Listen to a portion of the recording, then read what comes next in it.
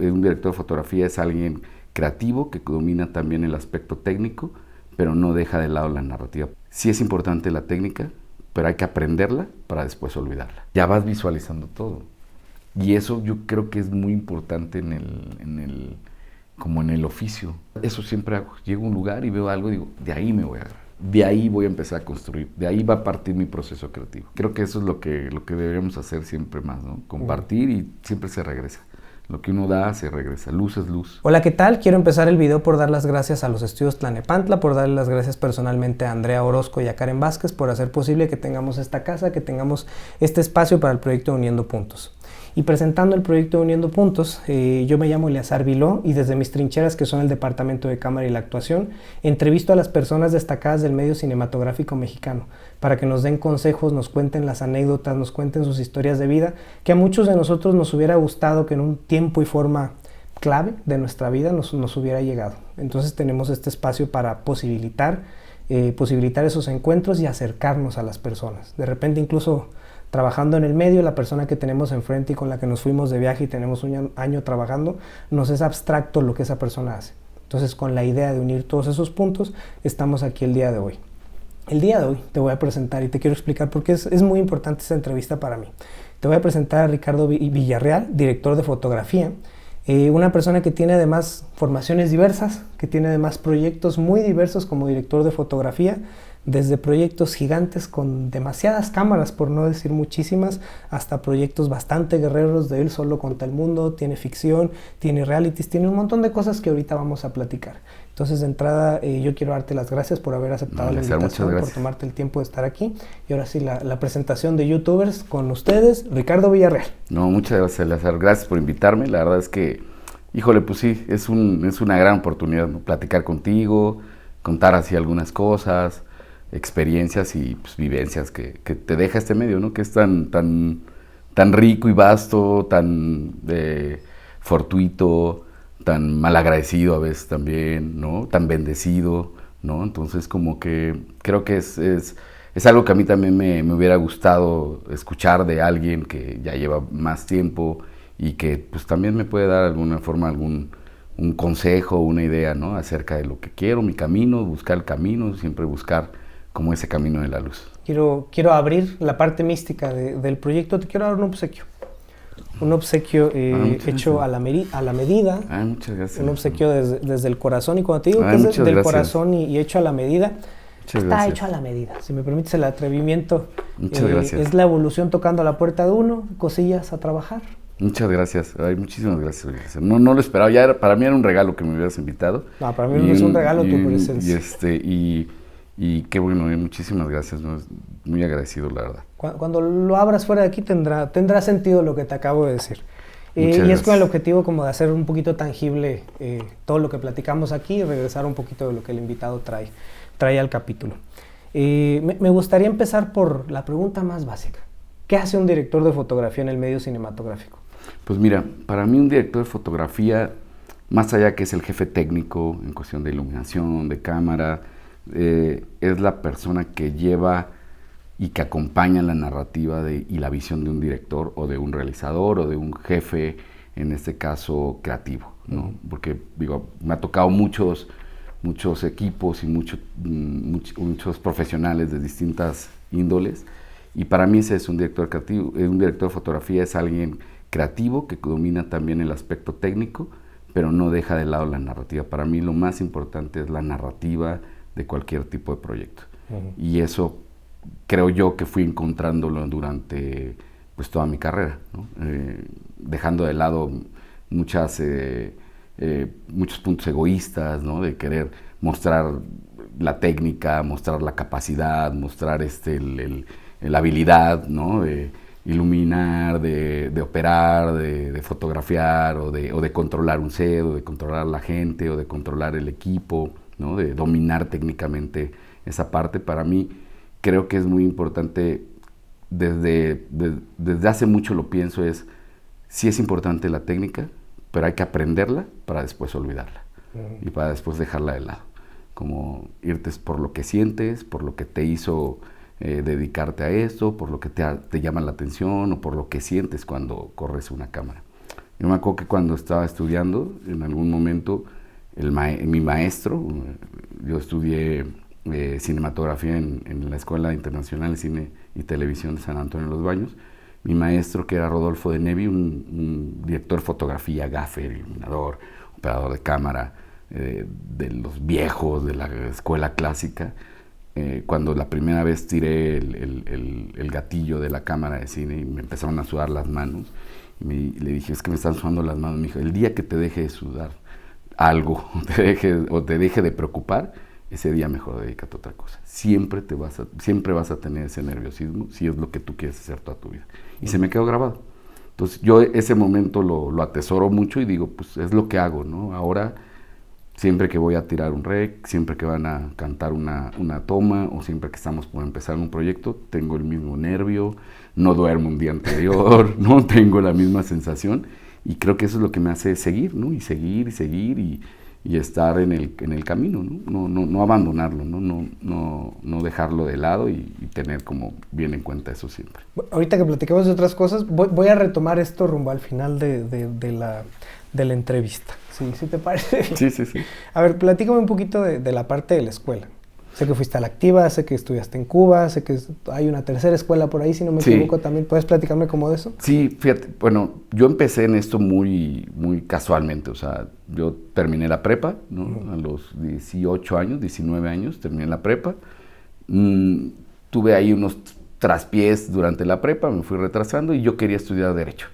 Entonces entré a la escuela, hice el examen de... Te ves muy bien como fotógrafo, pero no sé si como abogado, si me permites el comentario. Imagínate como abogado hubiera sido, no sé cómo hubiera sido, pero pues quería estudiar Derecho. Siempre me llamaba la parte social, no sabía si Derecho, si Periodismo. En ese tiempo había una opción nada más como para estudiar Periodismo, aparte de estudiar Filosofía y Letras en la UNAM o Derecho. Entonces como que estaba como que entre esos dos caminos.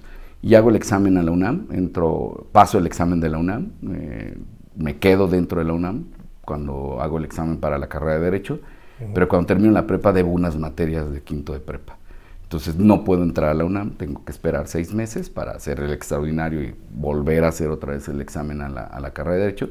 Y en ese lapso dije, pues algo tengo que hacer. Entonces tenía un amigo, que sigue siendo un gran amigo mío, vecino de toda la vida, y me dice, oye, mi primo tiene una casa productora, un estudio de video, que hacen videos corporativos y que hacen circuitos cerrados y que hacen distintos como proyectos audiovisuales, ¿no? Como para empresas y para esto. Y necesita alguien que le ayude, ¿no? Él está como en su casa, en un sótano, teníamos ahí como que en el sótano tenía él una cabina de audio, empezábamos con la edición lineal, ¿no? Empezaba ya la edición no lineal, te estoy hablando del año 98 más o menos.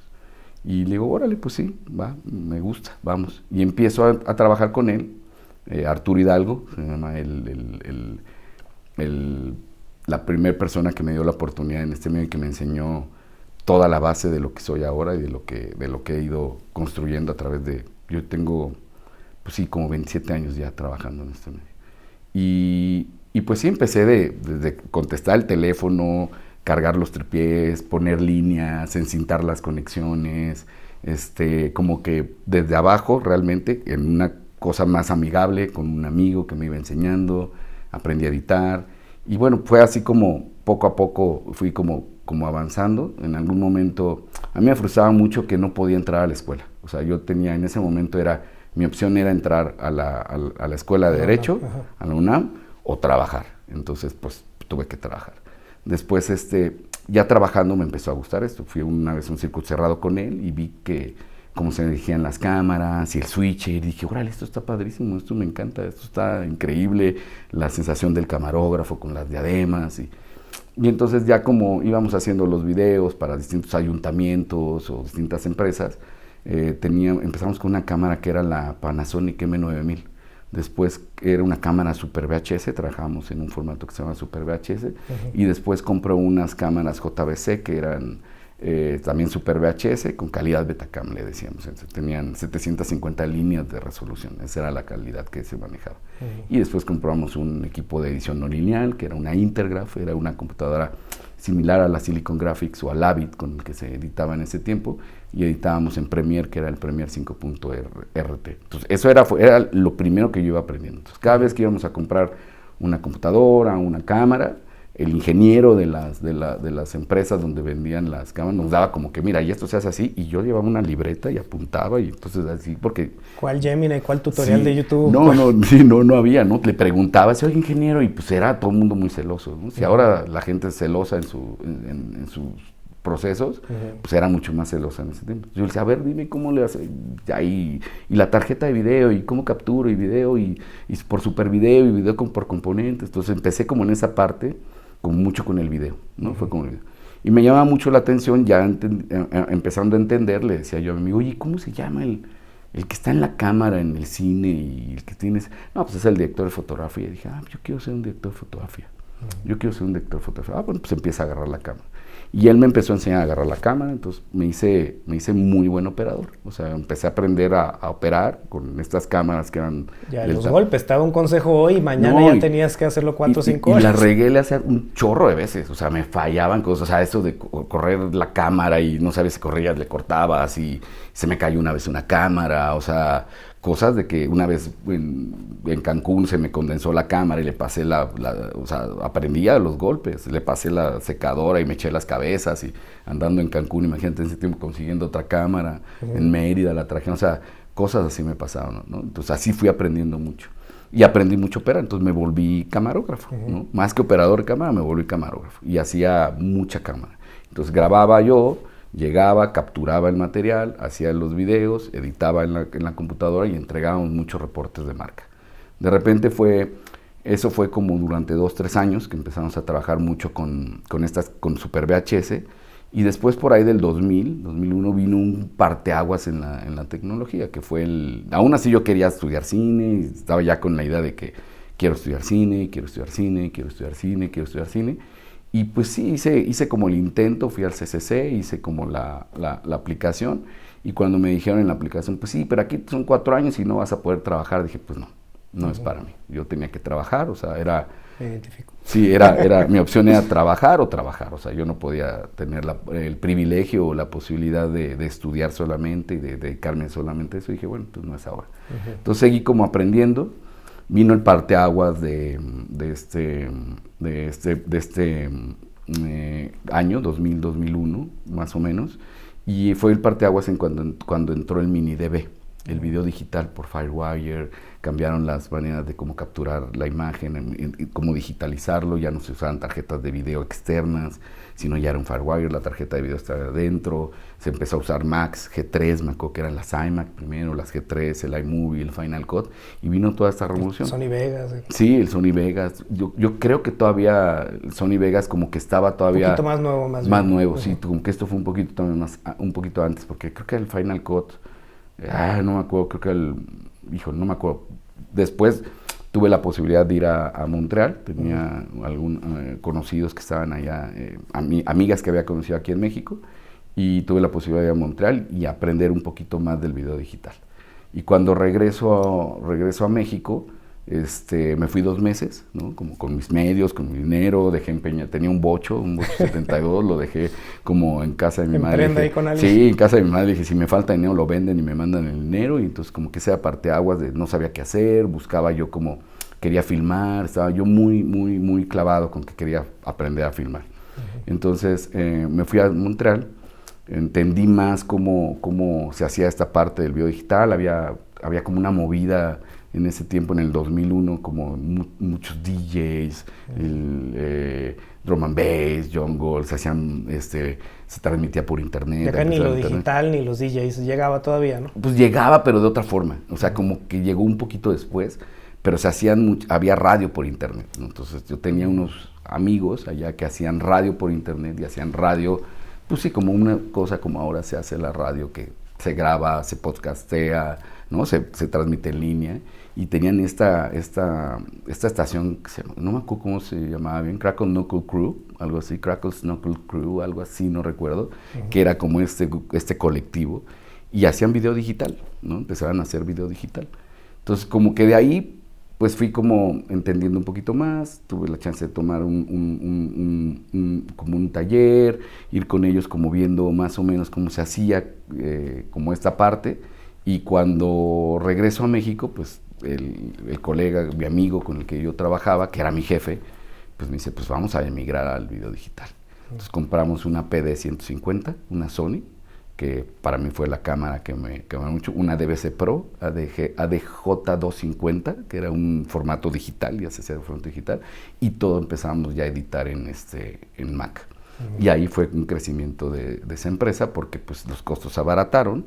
Si las computadoras antes costaban $25,000, ahora costaban $5,000. ¿no? Y si las cámaras costaban también $20,000, ahora costaban $5,000. El proceso era más rápido. El proceso era más rápido, el mini DV era un cassette muy chiquito, sí tenía su compresión, ¿no? Entonces y el DVC Pro pues, era un poquito mejor la calidad, y yo experimentaba, yo iba y grababa videos de Lala, videos de Bacardí, videos de promoción, y experimentaba. Entonces ya sabía que si metía el lente, el telefoto, sacaba de foco el fondo, hacía making of de Pepsi y de creo que sí era de Pepsi, de Mirinda, y me tocaba ir a rodajes de publicidad, donde yo iba haciendo el making of. Ya, y ahí ibas viendo. Y ahí veía, TVC, y me acercaba, me acercaba un poquito al director, y ya después de 3 días le preguntaba, oye, ¿tú qué hiciste?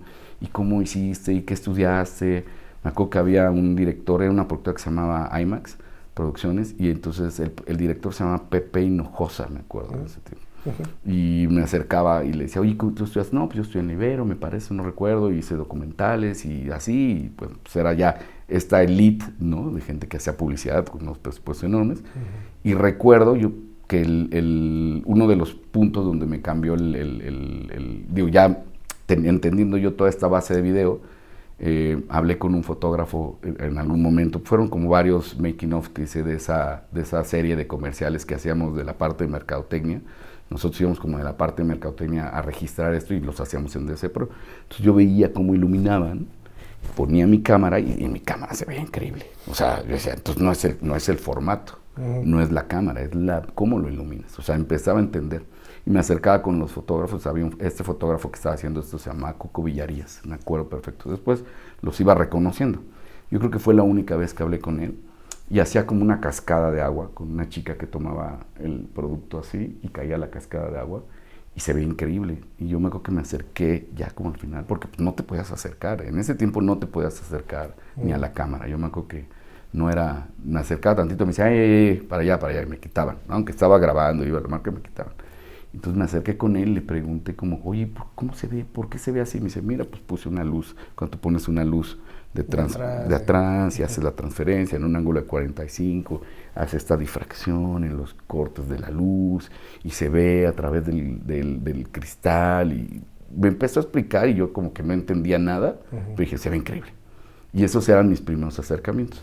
Después tuve otro acercamiento en ese lapso con Beto Casillas. Estaba él filmando, yo creo que él yo debe haber tenido unos 21 años, 21 años, y yo creo que él debe haber tenido unos 26 años.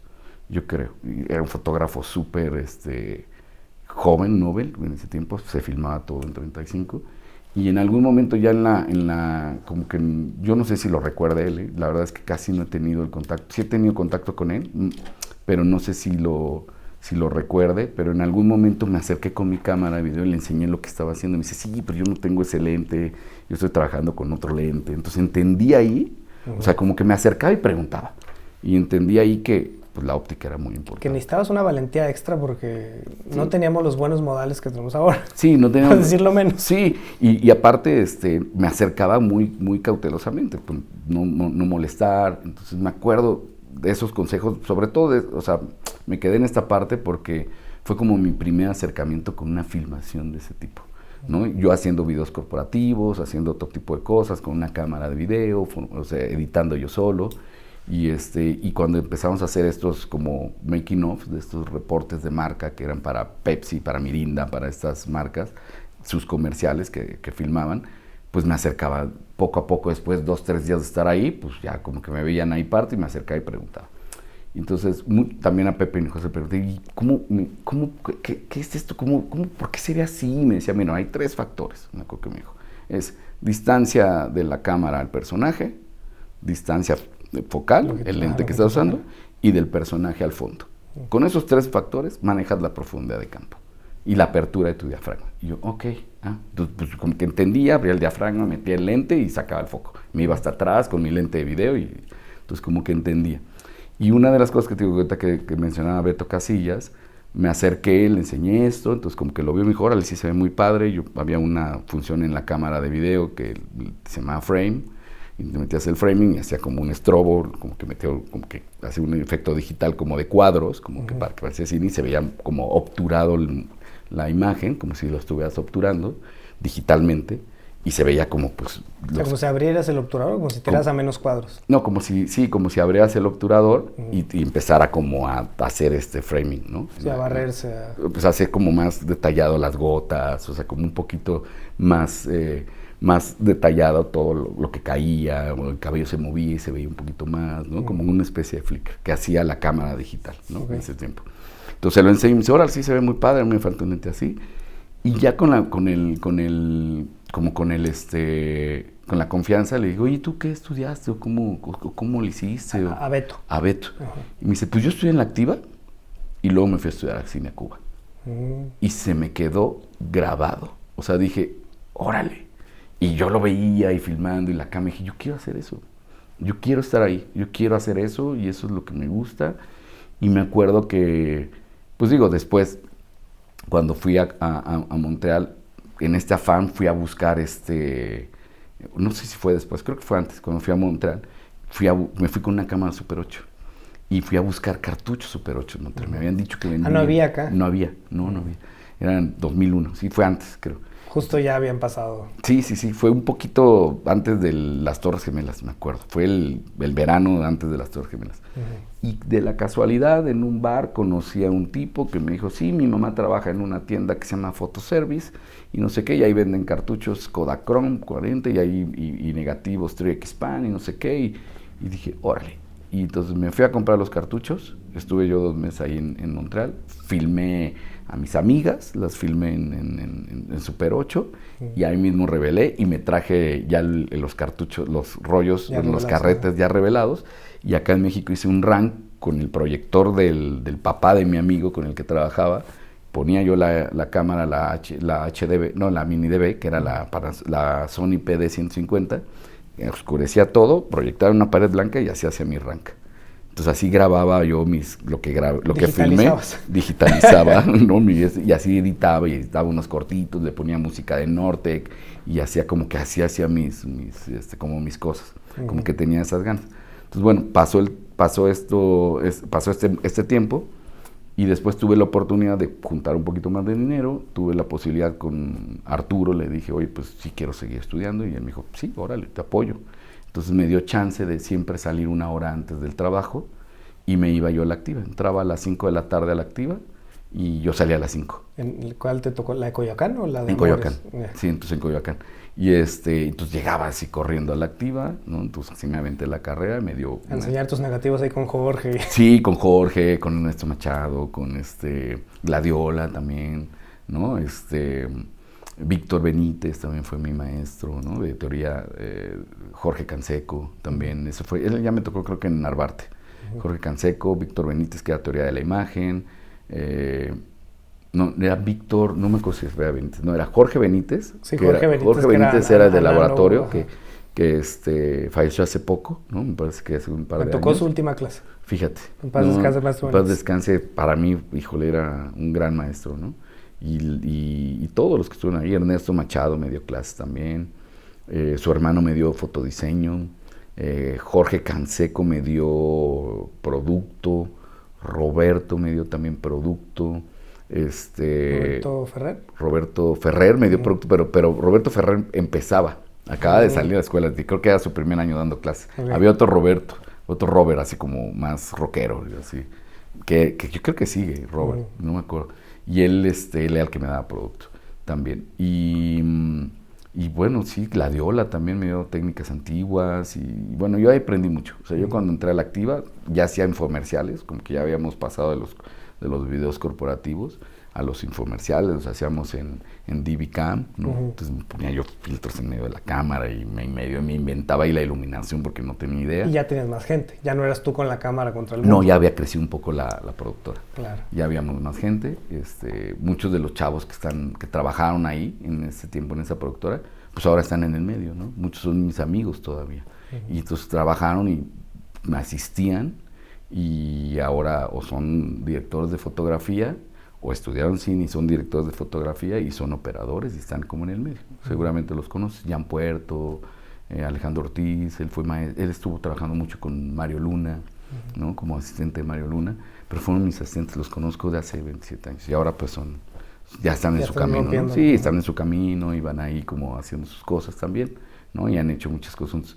Entonces, pues terminé la Activa y yo todavía quería estudiar. Entonces hubo la oportunidad de ir a estudiar a Cuba y me fui a estudiar 2 talleres, ¿no? Me fui a estudiar 2 talleres. Estuve con Rodolfo de Nevi y estuve en un taller, primero el taller de cinefotografía básica y cinefotografía avanzada. Entonces como que tuve esa chance de estudiar en la escuela de San Antonio y después regresando, porque tenía como que yo siempre ganas, no me podía separar mucho de la chamba, o sea, yo tenía que agarrar cosas que fueran de 6 meses, de 8 meses máximo. La carrera de la escuela, pues, de la Activa, pues sí fue como un poquito más el tiempo, creo que son 2 años 6 meses, ¿no? 2 años 7 meses. 2 años 3 meses. Ahorita le bajaron porque quitaron un trimestre, pero sí. Sí, eran como 2 años. 2 años y tantito, ¿no? Y eso me dio chance de que, pues me dijo, órale, te los avientas, pero sigues trabajando. Entonces siempre en esta parte Arturo, que era el amigo con el que trabajaba en esta productora, me apoyaba. Me decía, pues tú estudia. Entonces digo, de alguna forma tuve un privilegio y fui como muy acobijado porque podía estudiar, pero tenía que trabajar. Entonces tenía que agarrar cursos, tenía que agarrar especialidades, entonces como que fui especializando así. Cuando te regreso de Cuba, otro amigo me invita a trabajar en una productora que hacían muchos videos, muchos comerciales del gobierno del Estado de México, de Veracruz, de Puebla, y era ahí una filmadera a destajo. Entonces ahí era de, ve y filma al gobernador. 8 días a la semana. Sí, ve y filma al gobernador porque pisó el césped. Y íbamos y llegábamos con una cámara 16, en una SR3 y filmábamos. Ya había presupuesto. No, filmábamos, o sea, se acabó, otra lata, ¿qué? ¿Otro Ricans? Sí, no, Ricans no.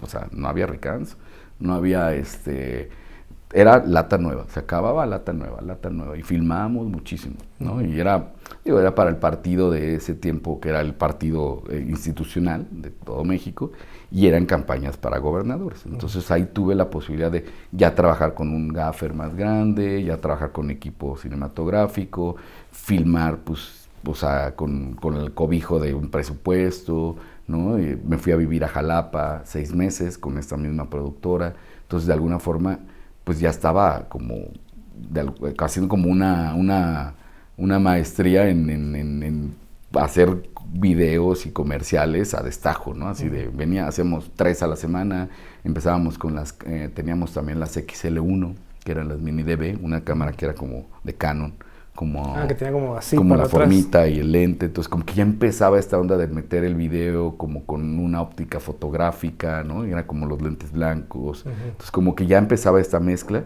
y tenía la posibilidad de filmar y de hacer video. Entonces como que siempre empezaba la Varicam, hicimos cosas con las Varicams, ¿no? Entonces filmábamos en 35, filmábamos en 16, filmábamos con Varicam, hacíamos cosas con XL1, editábamos en Final Cut, todo como con esta productora. Entonces ahí tuve mucha posibilidad técnica de aprender de otro... Experimentar cosas y formatos. Experimentar cosas y formatos. O sea, para mí, como que parte de mi narrativa fue siempre el multiformato. Y me encanta. O sea, sigo haciendo el multiformato. O sea, a mí me encanta el multiformato, ¿no? Si puedo, para mí no es una limitante, porque en ese tiempo había la limitante de que, híjole, los que filmaban y los que estaban en video, y ahora que viene el digital, ¿no? Y ¿qué vamos a hacer? Los que filmaban no entendemos el digital, y no, para mí siempre fue como una mezcla. O sea, yo no tenía problema en filmar y no tenía problema en grabar en video o filmar en video, ¿no? Porque para mí Digo, eso me lo dijo también otro colega alguna vez, la diferencia entre grabar y filmar, ¿no? Grabar y filmar no es el formato, sino es la narrativa. La estructura. ¿No? Entonces, como que podría filmar en video y podría filmar grabar en cine, ¿no? Fílmico, y como que no tenía como ese problema. Me gustaba el multiformato. Y como también había editado, pues sabía que de repente podía arreglar y como que podía meter cosas. Entonces, eso fue parte como de la formación que tuve. Y ya realmente ahí en este momento yo tenía como 26 años, ahí es como ya realmente cuando yo me empecé a considerar como director de fotografía, después de que terminé la escuela de fotografía, después de que terminé la especialidad en cinematografía, después de que había estado en Montreal, ¿no? Estudiando video digital, ¿no? ¿Cómo se llamaba? Video Production and Digital Imaging. Entonces como que después de tener estas experiencias y aparte de hacer videos corporativos y de marca y ir a grabar a antros, ir a grabar a gente tomando con mi cámara chiquita en la playa y así operando todo el tiempo, pues como que tuve esa suerte de haberlo formado, pero siempre tenía ese pesar que decía, no puedo estudiar. Hasta que empecé a hacer estas cosas, como que lo pude balancear y realmente después ya como que, yo creo que a los 26 años que ya me empecé a considerar como un director de fotografía como tal, pues ya como que las cosas empezaron a fluir y empezaron a caer como por sí, ¿no? Ya en la parte como que sí es muy necesaria, ¿no? Sí es muy importante entender la técnica, aprenderla, entender todo, pero yo creo que pues, antes no había escuelas de cine, ¿no? Antes los grandes directores no iban a una escuela de cine. En las tablas, sí, como los actores. En las tablas, ¿no? Entonces, como que dije, no hay problema. Entonces, seguí viendo mucho cine, seguí leyendo, seguí viendo muchas revistas, fui asistente de fotografía, nunca fui asistente de cámara, por desgracia, pero fui asistente de fotografía. ¿De foto fija? De foto fija, claro. Cuando estaba en la activa fui asistente de foto fija de un amigo que se llama León Chiprut, que es también director de fotografía, de la MC también, tengo muchos amigos, y yo fui su operador de cámara y fui su asistente de foto. O sea, cuando él hacía comerciales o hacía videoclips, yo iba y operaba su cámara. Y me invitaba a operar otra cámara y también fui su asistente de foto. Entonces me tocó trabajar con él en film, en formato medio, ¿no? Trabajar video, trabajar cine con él, o sea, como operador, como asistente de foto. Y después de eso, pues ya como que tenía toda la parte del video y toda la parte de edición. Y como que yo, te digo, nunca me vi como limitado a decir, bueno, pues esto lo hago en video, esto lo hago así. Entonces como que agarraba de todo. Y era más bien la necesidad de querer hacerlo. Y siempre me considero pues, afortunado porque siempre tuve muchos amigos que me apoyaron y siempre fue como esa carencia, tal vez si tú lo quieres ver, o esa falta de que, híjole, no fui a la escuela de cine 4 años, 5 años, que a muchos nos pesa o muchos les pesa, pues yo lo suplí como con puro trabajo. Y como entendiendo lo que quería hacer y no quitando el renglón y decir, eso es lo que yo quiero y me quiero subir. Veía un dolly, después iba a un proyecto y veía alguna vez asistí dirección en un comercial pequeño, como para ese productor, y el fotógrafo era Carlos Aguilera y lo vi filmando y en el dolly la gente moviéndose ahí. Dije, yo quiero un día estar arriba de un dolly y yo quiero fotografiar y nunca me lo quité. Entonces siempre como que lo tenía muy claro, decía, yo quiero ser un director de fotografía, no quiero ser un director, no quiero ser un director de arte, no quiero ser un asistente de dirección, yo quiero ser un director de fotografía. Y eso fue lo que siempre pensé. Entonces, yo creo que ahí es la diferencia entre cuando uno siente que no vas como por donde crees, si no te quitas de la mente lo que tú quieres. Yo creo que ese es el parteaguas en el camino de todos los que nos dedicamos a esto, ¿no? Y fue casual, ¿no? O sea, te conté todo este choro porque fue sin querer, ¿no? Realmente iba de abogado. Tú ibas pasando un día. Iba pasando un día, necesitaba trabajar, necesitaba ganar dinero. Tuve suerte que un amigo, su primo era el dueño de esta productora. Tuve suerte que eres una gran persona, que me enseñó mucho, que me apoyó, que me dio chance de poder estudiar, ¿no? La carrera de foto y así, y pues aquí estoy, ¿no? Ahora, a partir de ese tiempo, yo creo como a los 26, fue cuando ya empecé a considerarme como un director de fotografía. Y de los 26 para acá han pasado proyectos muy diversos. Diversos. Has hecho reality, has hecho películas, cortometrajes, videos musicales, corporativos. Documentales. You name it. Sí, documentales. Sí, ya a los 26 años, más o menos, Después de trabajar en esta casa productora donde hacíamos todos los proyectos políticos, ¿no? Y de campañas, veo que no es como lo que yo me encuentro, ¿no? Como que no es algo que ya compatía mucho con las ideas que tenía la productora, sobre todo los esquemas de pagos, ¿no? Que eso era un esquema. Porque eres mucho más elegante que yo, me voy a robar varias de tus expresiones. Los esquemas de pago no me gustaban tanto porque pues yo trabajaba por una iguala, por un sueldo, y filmaba y trabajaba pues como maquiladora. Como maquiladora, y me daba cuenta que los directores de fotografías podían cobrar bien por un proyecto nada más. Claro. Y yo hacía 6, 7 al mes, ¿no? Editaba, medio realizaba, filmaba, y entonces como que me di cuenta, y operaba, ¿no? Entonces como que me di cuenta que, pues sí, digo, me sirvió mucho, porque fue como, ya trabaja en las grandes, ahí conocí al primer gaffer con el que trabajé, ¿no? Que fue mi gaffer durante mucho tiempo, Sergio Cepeda, se me fue, ¿no? Que fue, no me acuerdo del otro, que también trabajé en algunos momentos, y luego de ahí, de esa parte, mucha de la gente que trabajaba en esa productora también se salió, y después me empezaron a llamar. Y empecé a filmar también muchas cosas con ellos, que se dedicaban, pero ya por afuera, ¿no? Hicieron una productora que se llamaba Oxígeno, y Cela y Joaquín, que eran los productores, me llamaban mucho y me daban muchos proyectos para filmar, ¿no? Filmábamos mucho. ¿Ahí ya hacían comerciales? Hacíamos comerciales en 35, en 16, en video, y me llamaban mucho. Entonces, también, por otra parte, yo tenía un amigo que se llama Diego Martínez, que sigue siendo mi amigo, y él lo conocí cuando estuve como a los 23 años, nos conocimos. Él era como gerente, era como director creativo de una agencia de promoción BTL. Y yo hacía videos para esa agencia de promoción, más bien para Bacardí, que era la marca que llevaba esta agencia, la cuenta que llevaba esta agencia, y hacíamos una campaña que se llamaba Susu, pero la promoción. Entonces el Susu era como que Gios, edecanes, tomando en fiestas, en playa, y yo grababa y Diego dirigía la promoción, y luego hacíamos los videos y hacíamos como un reporte de marca, como a los 23. Y los dos teníamos una ambición así de queremos hacer cine. Él ahora acaba de producir una película que se llama La Virgen de la Tosquera, que me encanta, la he visto 3 veces, imagínate, y me da muchísimo gusto porque pues lo conozco. ¿Se le hizo? Sí, ¿no? Y ya tiene una carrera, y tiene su productora, y me encanta la película, me encanta. Y me encanta la foto también, está padrísima. La historia es una adaptación de los cuentos de Mariana Enríquez, ¿no? Que es esta escritora argentina, ¿no? Que es ahora como una rockstar, ¿no? De estos cuentos medio oscuros. O sea, la verdad es que me gusta mucho, ¿no? Vi la película y por la película la conocí a ella. Pero ya es una escritora que desde pandemia, desde pandemia empezó a tener como un boom, y sus cuentos están así como bastantes darks, o sea, rarísimos, me encanta.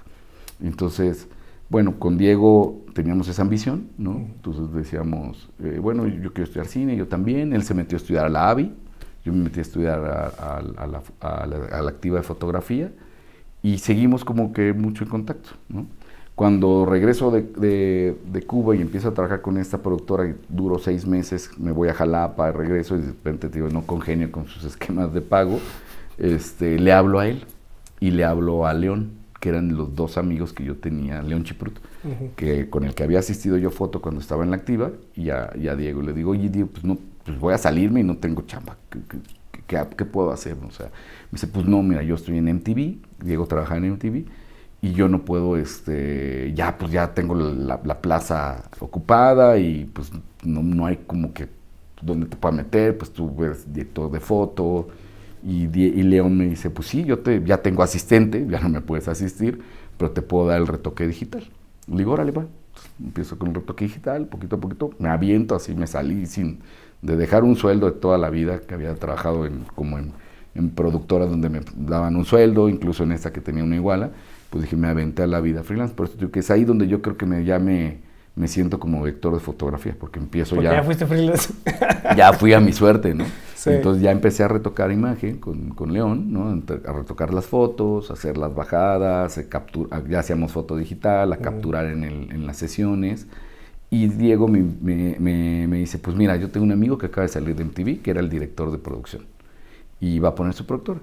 Si quieres, le paso tu contacto. Yo todavía era ya mis últimos días en esa productora en Polanco, en la que te digo que estábamos haciendo los proyectos políticos, y me dice, te veo tal día. Ahora, hablo con él, me dice, se llama Diego Álvarez, te hablo con él, Saludos.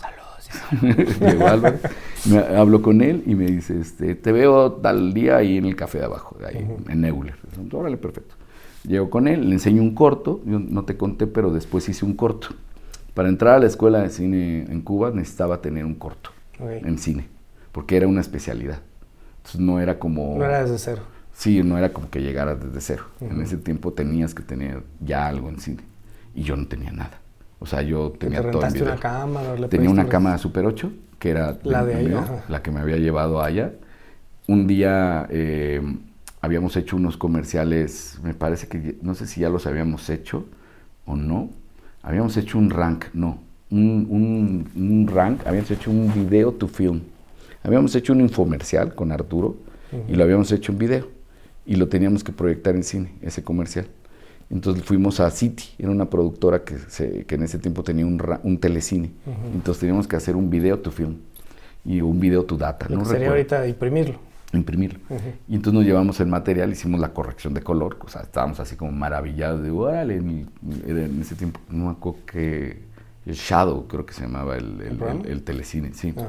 Y el Scratch, creo que era el Scratch, no era el DaVinci, era el Scratch, el que se corregía de color, me parece. Y entonces hicimos la corrección de color y dije, órale, esto fue lo que hicimos con la DVC Pro, sí, pues así padrísimo, ¿no? Impresionados viendo eso.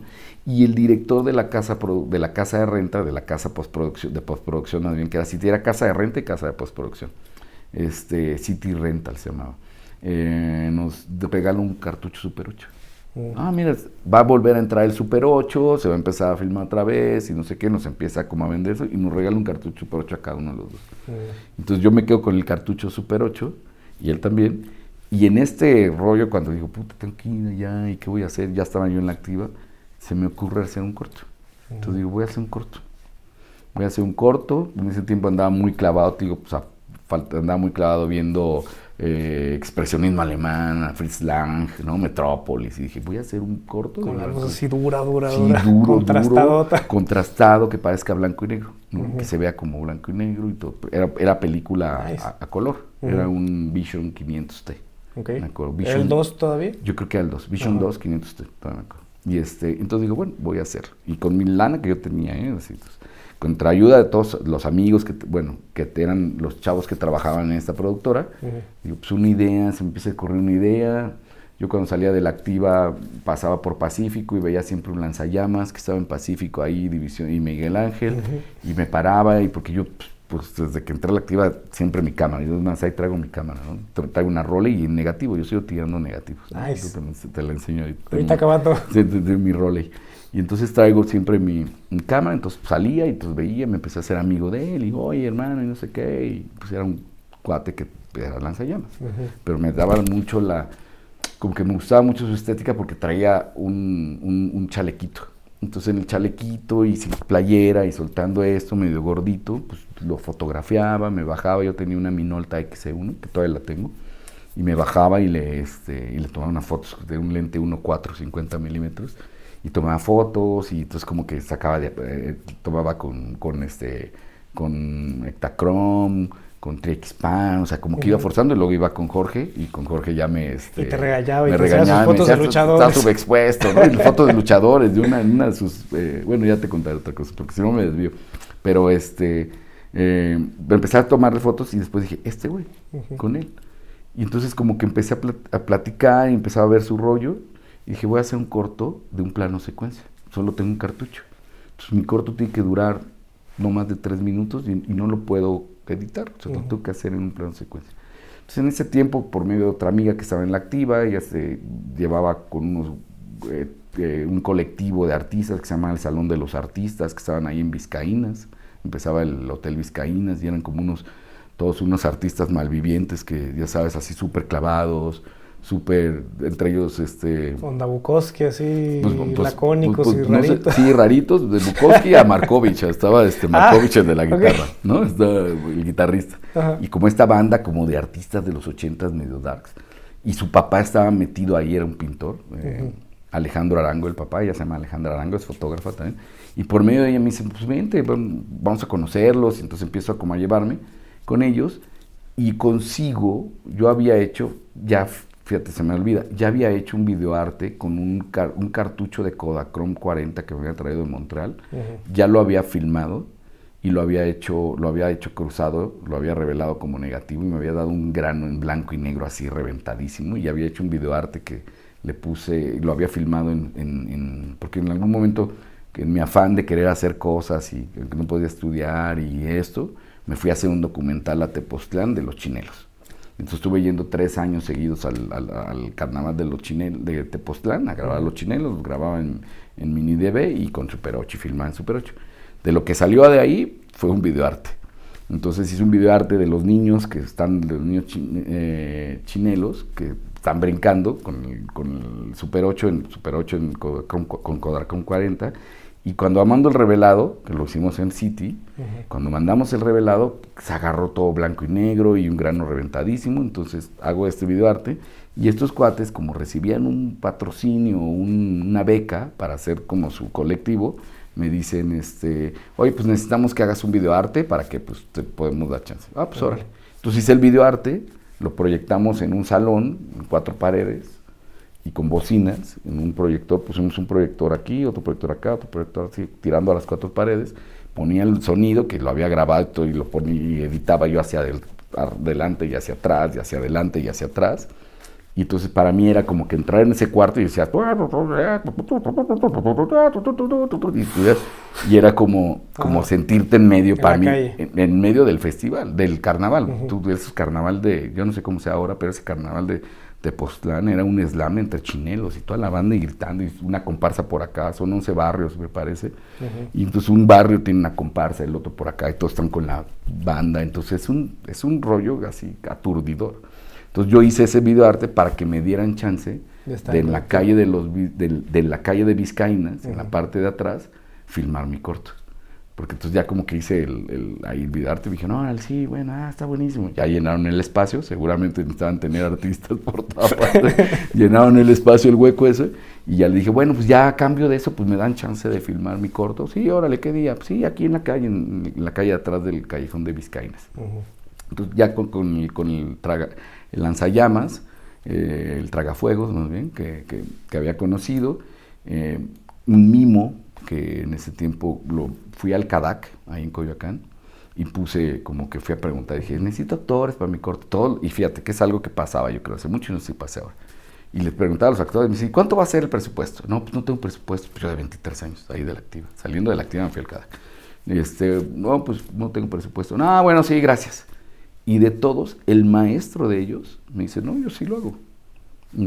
Pero pues voy a ir con mi hija y con mi esposa. Digo, no importa nada. Digo, no, pero tú eres mimo, sí, yo soy mimo y sé de pantomima y soy maestro. Le digo, órale.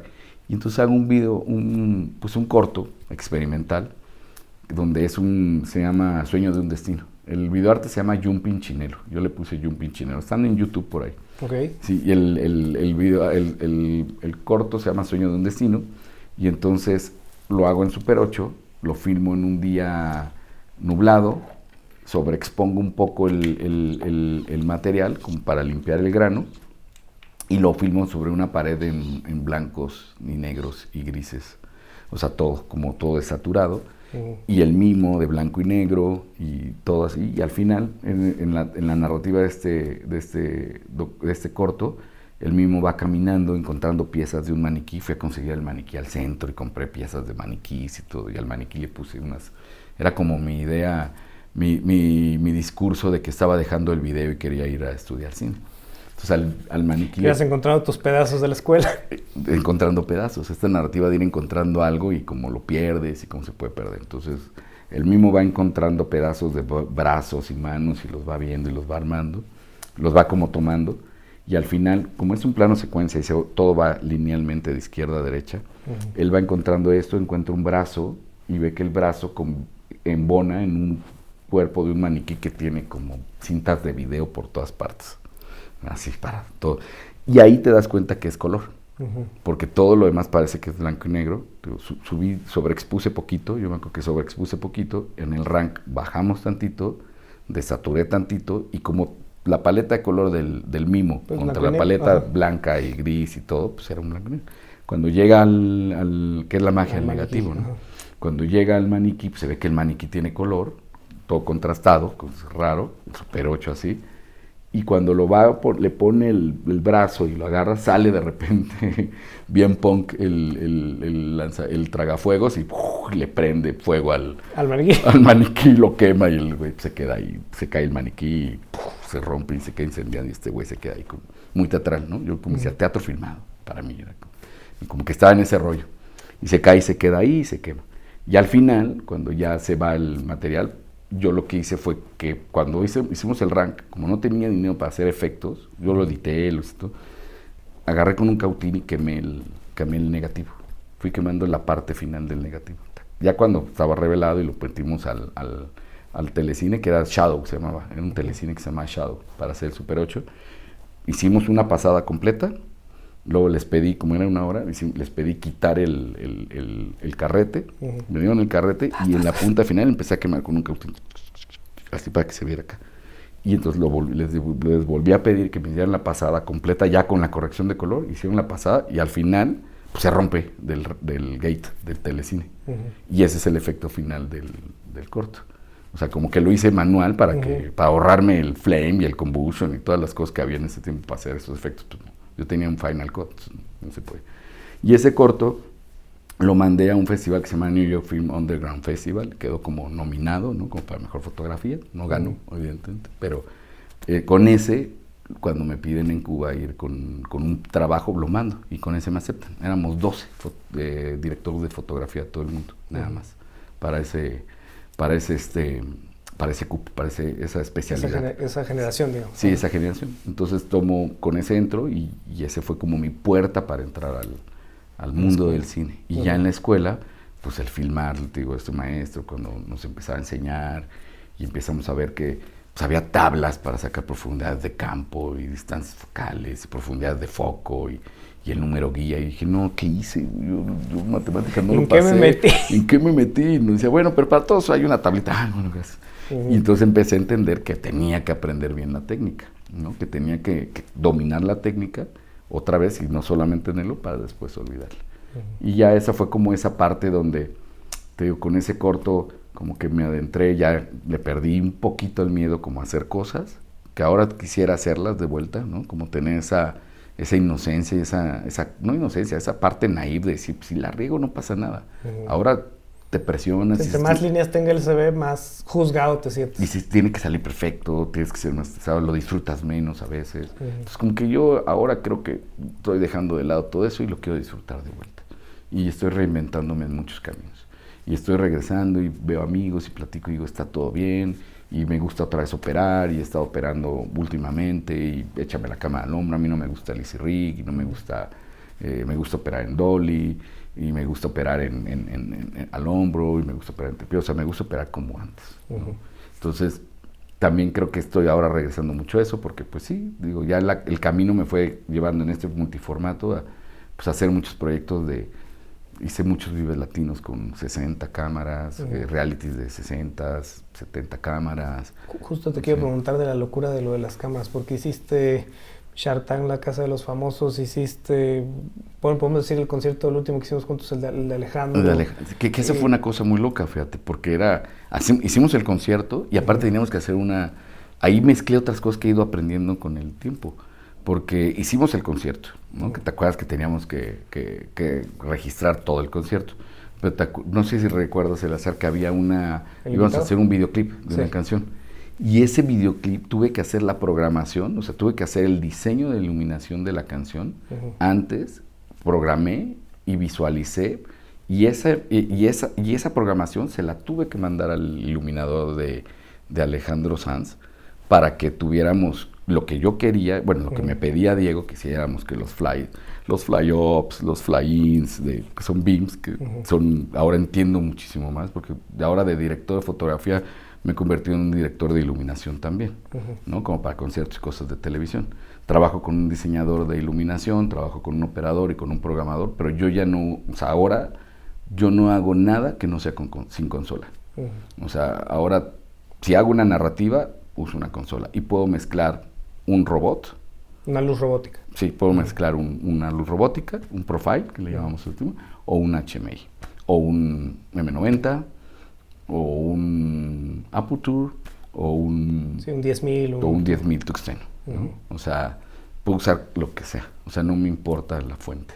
Obviamente, si la controlo y tengo mi consola y puedo moverla y puedo hacer una estructura y un prediseño y dibujar, porque ahora dibujo todos mis planos y hago todos unos lighting plots, y aparte después de hacer los lighting plots los transcribo ya junto con el equipo con el que trabajo. A ver, vamos por pasos. Perdón, me clavé. Sí, te fui. Es que esta conversación ya la hemos tenido comiendo, pero quiero... Te hablan para hacer un concierto, por ejemplo, que funciona parecido luego a hacer realities. Y, más es algo o menos. Que es parecido, ¿no? O sea, te habla un director y te dice, Diego, por ejemplo, te habla Diego y te dice, oye, quiero hacer esto, tal y tal y tal, te pasa sus ideas, lo que él quiere ver. ¿Y quiénes son los equipos que tienes enfrente? En un teatro, por ejemplo, hay un iluminador, la persona de la consola. ¿Quiénes son tus manos derechas y izquierdas? Yo tengo como mi equipo con el que trabajo como mi gaffer, ¿no? O sea, generalmente, por ejemplo, lo podríamos poner, por ejemplo, si Diego me invita a un concierto, es un poco más, por ejemplo, ahora hicimos algo de fobia, ¿no? En el Vive Latino. Entonces, hablé con el iluminador, nos pusimos de acuerdo en temperaturas, ¿no? Nos pusimos de acuerdo en intensidades, qué robots tenía, qué fuentes tenía para los keylights y cuántos los rellenos. Entonces yo voy con él y le pido tanta cantidad de temperatura, tanta cantidad de foot candles, tanta cantidad de apertura para mi diafragma. Ajusto, veo los cortes, hago como que la cobertura, y después me voy con él a ver los cues y ver cómo lo está haciendo, para ver cómo adecuo yo ese diseño del iluminador de un concierto a lo que vamos a tener en cámara, en este caso. En el caso de Diego, aparte de todo eso, era nosotros hacer una canción desde cero con el diseño que se imaginaba Diego. Si no podías a la mitad, mueverme esas luces para acá ahora, ya con lo que existía. Entonces Diego me decía, yo quiero que haga esto en esta parte, en el minuto 25, que se vayan para acá y que se vayan para acá. Entonces yo escuchando la canción, iba haciendo todo en un programa que se llama Capture. Yo le pido al iluminador, le digo, dame por favor. Pero antes de eso, de lo que tú dibujas, tú tienes un lighting plot, o sea, que un lighting plot, pero ese de lighting plot, si viene, por ejemplo, te digo, es más o menos parecido. Si viene en un concierto, le pido al diseñador del grupo o de la banda que me den sus plantillas en un DWG. Ese DWG yo lo cargo, veo cómo está todo su rider. O sea, lo corres. Sí, das play, digamos. Lo meto en el visualizador o lo meto en Vector o en AutoCAD, en lo que lo traiga. Y veo cómo él tiene todo su diseño. O sea, cómo tiene diseñadas todas sus luces. Ya que veo cómo están todas diseñadas sus luces, yo ya eso mismo lo cargo en mi visualizador. En mi programa, en un Capture o en Depends. Son los dos programas que uso. Entonces, en esos dos programas, lo que hago es ya empiezo a ver, ok, esta luz quiero que se vaya para aquí, esta para acá, esta para acá, esta para acá, esta para acá, y empiezo a programar. Con la consola al lado, ya empiezo a programar con el programador y con el diseñador de iluminación empezamos a esto. Eso se graba ya en un USB. Y eso yo llego el día del videoclip, ¿no? En este caso el concierto corre como el diseño que él tiene y yo nada más ajusto que la iluminación, la temperatura, la intensidad funcione para nuestras cámaras en la exposición que queremos, ¿no? Que tengamos no picos, cómo vamos a hacer la corrección, cómo vamos a trabajar nosotros, ¿no? Pero en este caso de Diego, que quería una canción especial y era un videoclip que él tenía, yo ya llego con esa programación de cómo quiero que se muevan las luces y se la doy al iluminador del artista. El artista lo mete en su consola o en su visualizador y ve lo que yo hice. Aparte le mando renders. Ya ve lo que yo hice y ya pues él puede corregir también sobre esa programación. Ya después esa programación se corre. ¿Está algún archivo editable al que tú le das play? Yo le doy un archivo editable de lo que yo quiero que haga de estas luces, haga esto, desde este momento así, con ya lo hago por timecode, como va la rola, él lo carga en timecode en su consola, la consola corre también por timecode, lo carga en su consola y él puede corregir. Si no le gusta algo ya lo platicamos y lo empezamos a corregir y después corre y ese videoclip queda como lo que hicimos nosotros. No me meto en el show porque el show es un artista, es su diseño. Yo no soy diseñador de iluminación de artistas de show. No soy director de fotografía, entonces yo le digo, esto es lo que funciona. Del concierto para el concierto, el videoclip, esto es lo que nos funciona para que yo tenga una buena captura en las cámaras y porque lo voy a trabajar así. Pero aparte, ya como un director de iluminación, le digo, esto es lo que va a funcionar con tus cues, con los movimientos, yo sé que estos robots hacen eso y me apoyo con parte de mi equipo que es el diseñador del diseñador de iluminación que trabaja conmigo y con un programador que trabaja conmigo. Entonces yo ya me puedo ir apoyando con ellos y decir, a ver, necesito que esto pase así, esto pase así, esto pase así, vamos a quitar esto, pero entiendo todo lo que va a pasar y puedo hablar ya en el mismo idioma que el diseñador de iluminación de una banda. En un teatro, en un estadio. Ahora, en un programa de tele, más o menos es parecido, pero por ejemplo, el año pasado hicimos uno que es he hecho muchos realities que no tienen que ver con música, pero el año pasado hicimos uno. Iron Chef. Sí, Iron Chef, Love is Blind, Nail It, Sugar Rush, así digo, varios, ¿no? Como de ese tipo. De temas muy diversos. Muy diversos, sí, de comida, de niños, ¿no? De todo. La Casa de los Famosos, ¿no? Inclusive. Pero es un programa que aprendí muchísimo, es una logística muy difícil. La cantidad de cámaras. Sí, las cámaras robóticas están por todas partes, hay cámaras de piso. Ahora estoy haciendo otro proyecto también parecido a La Casa de los Famosos, es totalmente... Aguas con legal de lo que vayas a decir. Sí, es una parte, es algo muy loco, muy diferente, pero es algo así, en ese esquema, en esa narrativa, y pues me sirve mucho como el aprendizaje que tuve en La Casa de los Famosos para entender cómo se hace un programa en vivo. Es el único programa que he hecho en vivo. Lo hice 6 temporadas, me parece, de Telemundo, una de México nada más. No hice las de México, la verdad no me interesaba mucho hacer las de México. Hice las de Telemundo, la última fue la de All Star, hice nada más como el arranque, el ajuste y se quedó ahí. Ahí trabaja un diseñador de iluminación que se encarga de hacer todos los foquitos, su diseño, que es muy propio de Telemundo. Que va muy de la mano como con diseño de producción un poco. Que va muy de la mano del diseño de producción. Y las cámaras son broadcast totalmente. Entonces ahí sí tengo que ponerme de acuerdo totalmente con la parte de ingeniería, con la parte de la operación de video, con la parte, o sea, soy un eje en ese tipo de programa en vivo, funge diferente a otros como el que te iba a comentar ahorita, en el que yo soy el eje entre la parte técnica de video, de cámaras, y la parte técnica y creativa de iluminación, del diseño de iluminación. El showrunner es la cabeza, ¿no? del proyecto, él tiene las ideas que se van montando y a mí es el que me pide hacer todo lo que vamos a ver a cuadro, en vivo y grabado. Y tú tienes que juntar estos dos caminos. Yo tengo que juntar esos dos caminos y llevarlos así. Obviamente, como es un monstruo, pues es muy difícil, más que hacer el programa, lo difícil es la gente, coordinar a la gente, que entiendan cómo es la función, porque es un programa, el formato de La Casa de los Famosos, ese tipo de reality, es un formato que es el origen de los realities, ¿no? Del reality que vea a la persona que está encerrada. Sí, tal cual, gente encerrada en una casa. Ese es el origen de los realities. Muchos dicen que es el patito feo, pero es la madre de los realities, la verdad. El papá de todos los pollitos. Sí, ahí se derivan otras narrativas. Otras narrativas de realities, ¿no? Que eso lo he ido aprendiendo. Entonces, por ejemplo, el otro que te voy a decir que es mucho más interesante, que me gustó mucho como lo hicimos, que también fue para Telemundo, fue un programa que era un reality musical de regional mexicano, donde se buscaba sacar una banda de regional mexicana. Con todos los integrantes. Con toda la gente que fue convocatorias. Entonces, por ejemplo, tú, L.A., tocabas el acordeón y yo tocaba la flauta. Pero no nos conocíamos, pero al final terminamos en un grupo. Y se fue haciendo una producción musical para ir monando a estos grupos y al final tenían una canción original y los grupos están ya, o sea, tocan. Ya los lanzó, fue una disquera la que hizo este programa. Es un formato increíble, ¿no? Porque la disquera dice, vamos a hacer un reality. Y vamos a sacar una banda aquí. Y vamos a sacar una banda aquí. Y la vamos a hacer, ¿no? Y entonces de regional mexicano.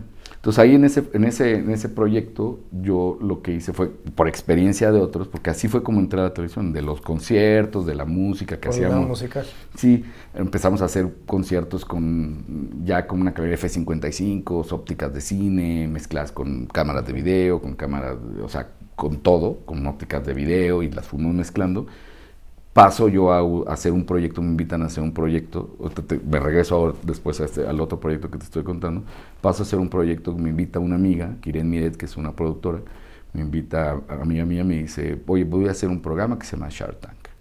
¿Lo has visto? Le digo, sí, creo que sí. Bueno, está el Dragon's Den y el Shark Tank. Quiero que te veas los dos y quiero, así muy buena, y quiero que los veas y quiero hacer algo entre los dos. Yo, órale. Y el director de arte va a ser él, que es un amigo, Ocean Rodríguez. Pues él lo va a hacer y vamos a ver el lugar. Y entonces dije, órale, bueno, vamos a ver, yo nunca he hecho esto, pero vamos.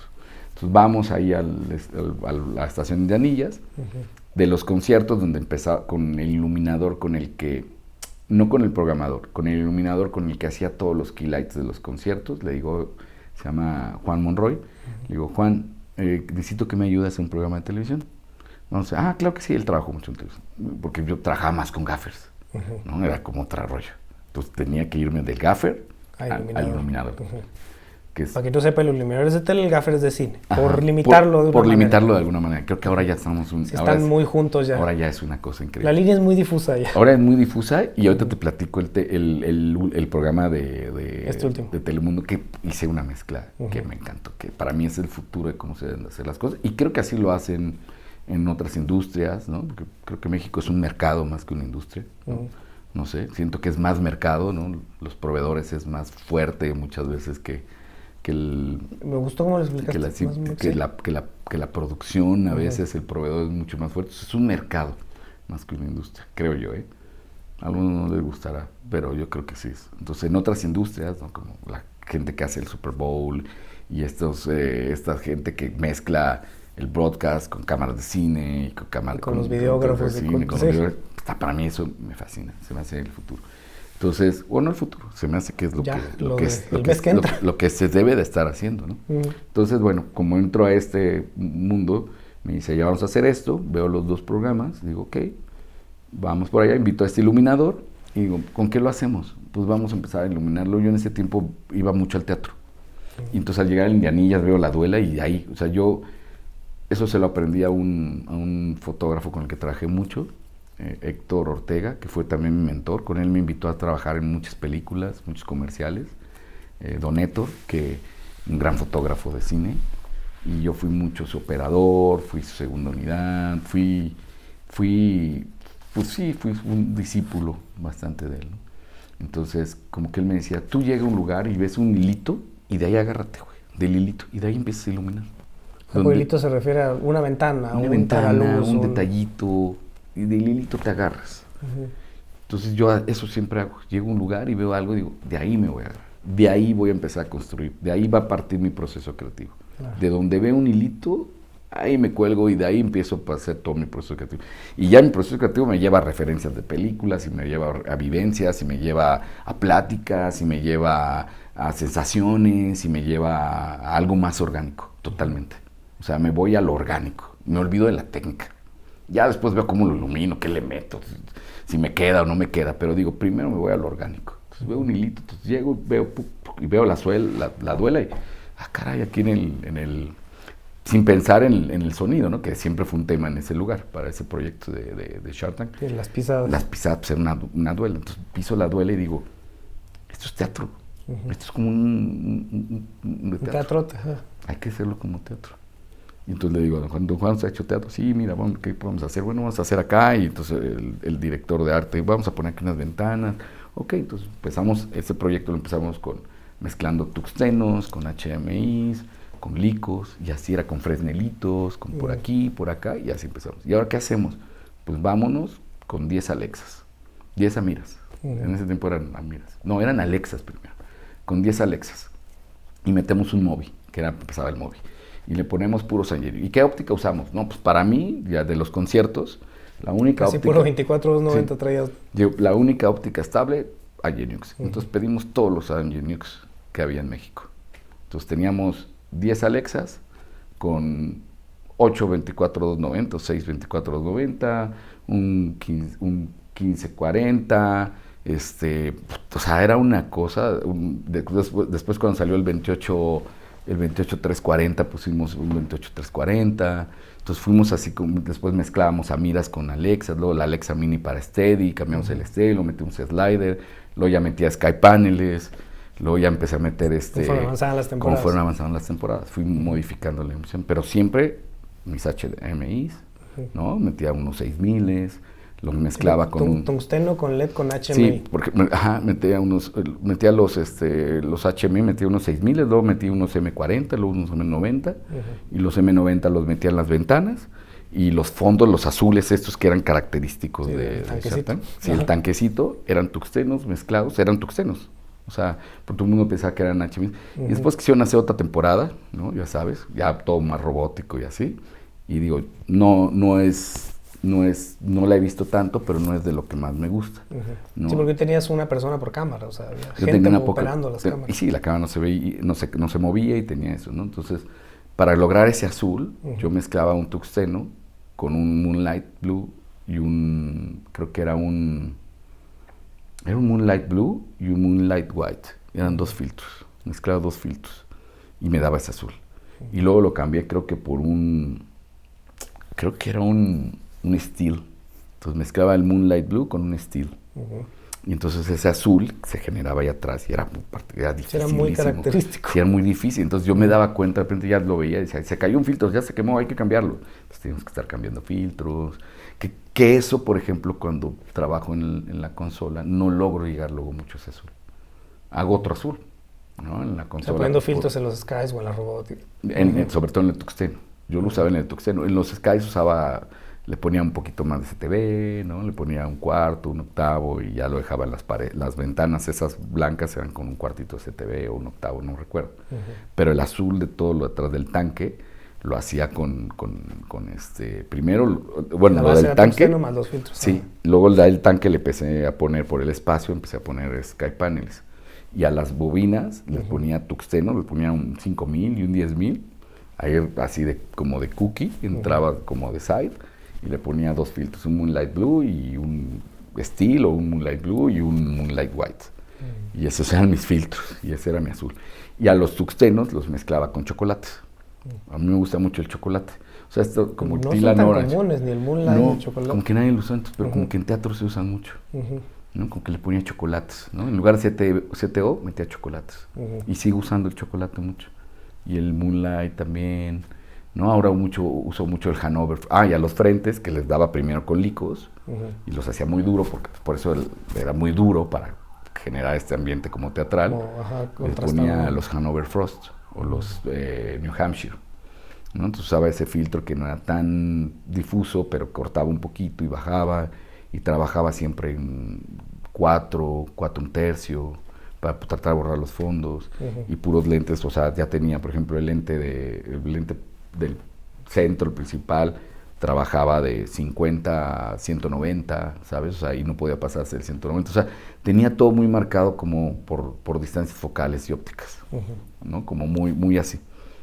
Entonces ahí fui mezclando la parte cinematográfica con la parte de iluminación de teatro, con la parte de iluminación cinematográfica, haciendo un programa de tele. Y de ahí pues ya me empezaron a llamar a hacer más estos programas de realities y aprendiendo, ¿no? Pues muchos echando a perder, ¿no? También, muchos echando a perder porque pues pensaba que el CTO era lo mejor, F-55, los güeyes casi muriéndose pesando, ¿no? Probé muchas cosas, ¿no? Y para mí este último que hicimos de Telemundo, que se llamó Pase a la Fama, que era reality regional mexicano, lo hicimos con 8 buranos. Metimos una Technocrane, metimos óptica Canon, ¿no? Canon Cine Servo, que son como más televisivos, FX6, FX3 con gimbal, y me fui por toda la línea de Sony. Dije, voy a hacer todo en Sony. Entonces voy a hacer todo en Sony, voy a hacer un live grading, voy a tener mi diseñador con mis plots, con mi diseño aquí, voy a tener mi consola, mi iluminador, yo, mi gaffer y mi DIT. Producción, ¿por qué tiene tanta gente? Y luego 20 operadores afuera. Y 20 operadores para tener ese flujo. Entonces yo hacía el diseño, podía programar, checaba los motores y tenía mi corrección de color. Y en la noche me iba con otro gran amigo que es director, con el que he hecho muchos videoclips, él trabaja con muchos artistas y las cosas que he hecho con él quedan, es un color scientist, o sea, tiene un manejo del color, aprendo cada vez que hago un proyecto con él. Hay momentos que digo, no, ya hasta ahí me quedé, güey, ya no entiendo, o sea, ya no sé, ya aquí iluminé, ya no sé más. Y me lleva A entender lo que sí. Sí, porque es fotógrafo y aparte es colorista, es un color scientist. Entonces, terminábamos ese flujo, hacía como en peli, hacía mi DIT, mis correcciones en mis CDLs, y en la noche me iba a revelar el material con él. Y en la noche veía ya en la isla Pero dormía. Sí, no, fue una pesadilla, por eso y ahora trato de disfrutarlo. Y en la noche me iba y veía ya el material y pues ya lo veía y decía, todo se ve horrible, pues ya lo veía en un monitor impresionante, ya no en los plasmas. Nunca lo volví a saber así de bien como en su estudio. No, llegaba, yo le hablaba el productor me odiaba, Jan Suter, gran amigo mío, también me hablaba y le decía, ya no sirve nada, todo está verde, todo se ve horrible. No, tranquilo, no, todo se ve horrible, porque llegaba y lo veía. Pues imagínate un reality, controlar un reality así con puras cámaras. Y FR7. Teníamos FR7. Entonces todo lo trabajé como en la misma línea para poder tener control en la corrección y el grading fuera mucho más fácil. Y esa parte del final, como ese QC que hacíamos en la noche, pues ya después cuando les dimos el material a la casa de postproducción, felices. Porque me decían, pues el flujo de color. Está el caminito hecho. Y lo hicimos en ACES. Entonces hicimos un programa de televisión. Ya el espacio ya estaba pensado. Ya estaba pensado, estaba iluminado para ACES, estábamos, las cámaras, todo estaba pensado para el terminado final. Entonces para mí es eso lo que, digo, no lo he logrado en otros proyectos porque por los presupuestos, por los tiempos. Sí, pues es más gente, es más... En muchos sí, Netflix pide mucho esa parte y como muchos de los proyectos que he hecho son para Netflix, como que me clavo mucho en esa corrección color y hay productoras que se dedican, Fremantle tiene su departamento de color y ellos como que están ahí todo el tiempo y tienes al DIT al lado, entonces tienes el flujo muy cerrado, o sea, trabajas en un flujo de color muy pegado a la plataforma. Y la plataforma te está pisando los talones. Y la plataforma está ahí, sí, y llega y te ven y la gente de la plataforma pues también son unos cracks y entonces entienden tu Hablan el idioma. Sí, entiendo tu idioma, entonces empieza a hablar eso, entonces eso es padre. Pero trabajo en esa línea, ¿no? Con mi programador, mi diseñador o iluminador, estoy yo, mi gaffer y mi DIT. Y ese es mi esquema de trabajo en nuestros programas de tele. Entonces así ya puedo asegurar que el flujo y el programa se va a ver bien. O sea, que tengo todo cerrado. No como que, pues es que nosotros lo vimos verde y ahora es rojo. Pues sí, porque pues nunca hubo ese cierre de flujo en un programa grabado. Y puedes estar involucrado.